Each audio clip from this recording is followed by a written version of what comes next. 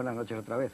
Bueno, pues como creo que ha quedado suficientemente claro en la presentación, ya saben ustedes que la película es del año 1975 y bueno, pues una de las cosas que pasaron en esa época, en ese año concretamente, ocurrió en Cáceres, y es que un guardia municipal obligó a retirar de un escaparate la maja desnuda de Goya. O sea que cómo estaban las cosas para hacer esta película si esto es lo que ocurría normalmente.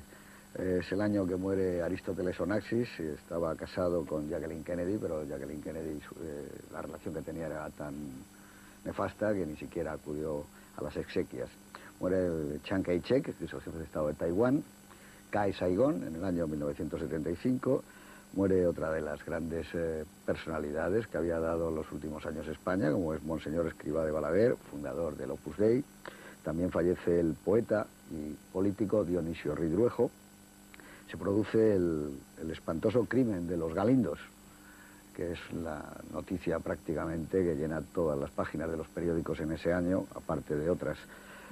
Corpus Varga, el escritor español, también fallece, y digamos que el acontecimiento a nivel frívolo, aunque no tan frívolo, ni mucho menos, sucede en esta casa, en Televisión Española, donde un hombre llamado Uri Geller promete en un programa de televisión que se llamaba Directísimo, que hacía José María Íñigo, que arreglaría los relojes de toda la gente de España que los tuviera averiados.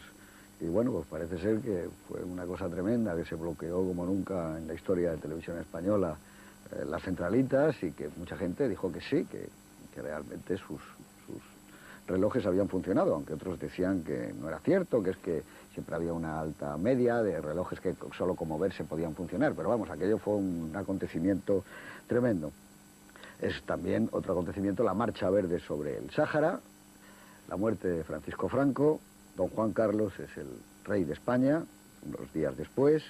Es el asesinato ese año de Pier Paolo Pasolini, el poeta y cineasta italiano. Muere uno de los toreros más conocidos, más prestigiosos, más respetados de la historia del siglo XX español, Antonio Bienvenida. Y la revista Triunfo es suspendida una vez más, y esta vez por 4 meses. La película del año, sin ninguna duda, es la que acabamos de ver, Furtivos, que gana la Concha de Oro en el Festival de San Sebastián.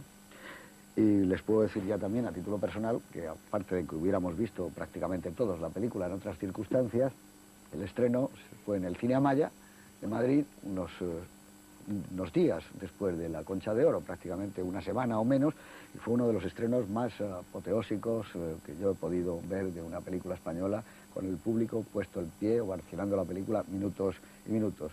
Ya desde las primeras imágenes, yo creo, si recordáis, con esa especie de sinfonía de grises que van entrando por la pantalla, ¿no? La policía, los grises, la gente ya en cine lleno hasta la primera fila, dijo, esto está pasando algo. Y hablaban incluso algunos que era como un nuevo Hernani, ¿no te acuerdas? Que se dijo en los periódicos. Bueno, ¿y qué os ha parecido volverla a ver ahora?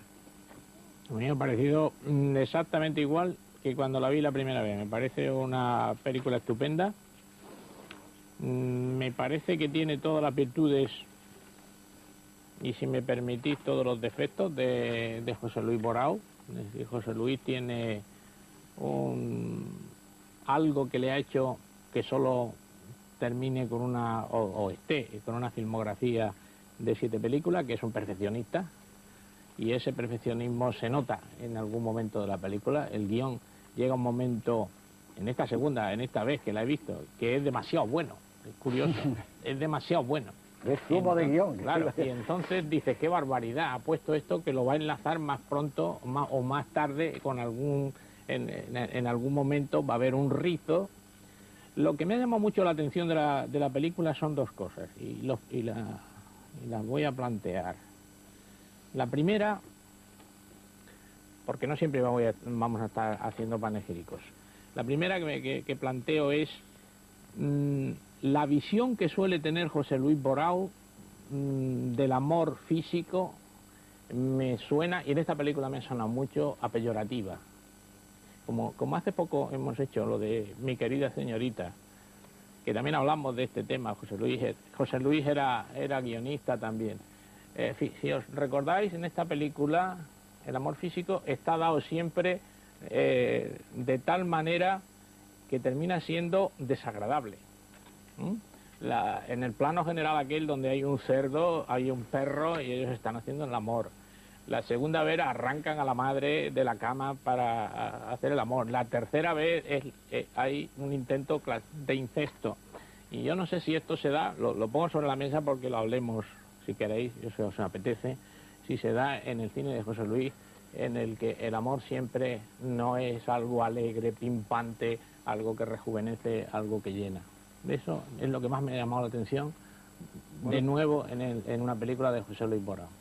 Yo diría, a propósito de lo que sugiere Juan Miguel, dos cosas. En primer lugar, que Furtivos me recuerda muchísimo a Mi querida señorita. Son películas que se parecen, tratando historias muy distintas, pero tienen efectivamente comparten esa paternidad del guión de José Luis, que es una forma de escribir los guiones y de estructurar las películas muy personal y una forma de asimilar las enseñanzas del gran cine americano, pero dando unos pasos distintos de los que daba el cine americano clásico, ¿no?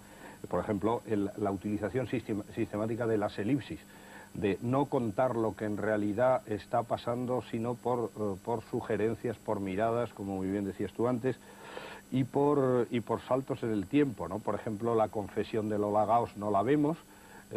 Lo que sabe el cura Ismael Merlo tampoco lo conocemos en términos absolutos, sino simplemente podemos intuir por miradas que algo sabe.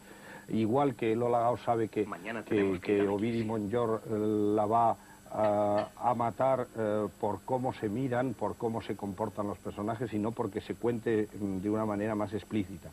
Es decir, yo creo que son películas que se parecen y que son películas además también que tratan sobre personajes muy frustrados que están escondiendo sus verdaderos sentimientos y incluso su verdadera sexualidad, ¿no? En cuanto a ese tratamiento de las escenas de amor, como tú decías, yo creo que es claro en esta película que los personajes se comportan como animales, ¿no? Y desde el primer momento hay una presentación del amor físico como algo que surge de la estricta animalidad. Es decir, Ovidi se lanza sobre el cuello a Alicia Sánchez en el momento que Alicia Sánchez se quita el uniforme del reformatorio, se le lanza al cuello como si fuera un perro, no espera a más, ¿no?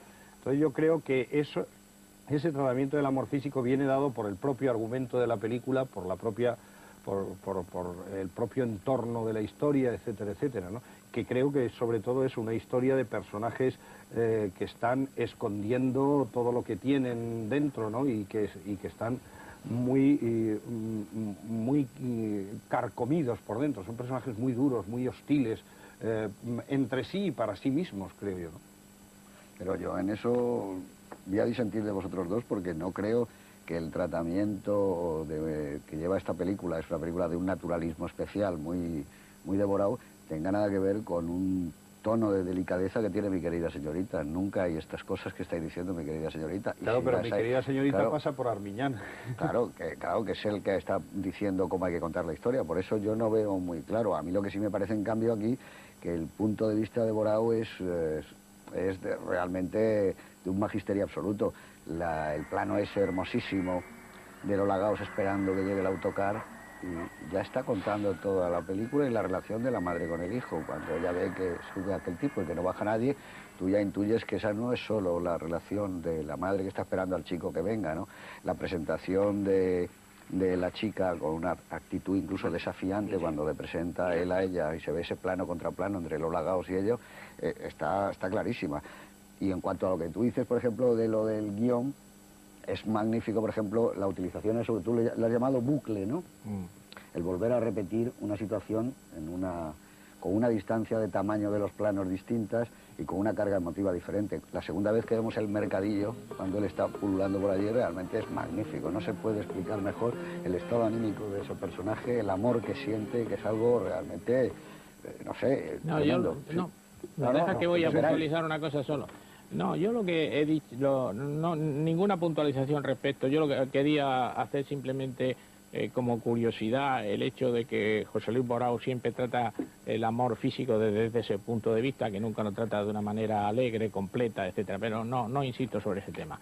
Yo lo que creo es que la película, esta película muy en concreto, y desde luego, ya que hemos hablado de Mi querida señorita exactamente igual, yo diría que es como aquello que decía La Codorniz, la revista más inteligente para el lector más inteligente. Es una película para espectadores inteligentes. No es tan fácil de entender la película si no se tiene, si no se maneja bien el lenguaje cinematográfico. Es decir, José Luis Borao pone un plano donde Alicia Sánchez está encorvada cogiendo patatas y sale un escorzo del azadón y una mirada de Lola Gaos, donde dice, caray, que le va a dar.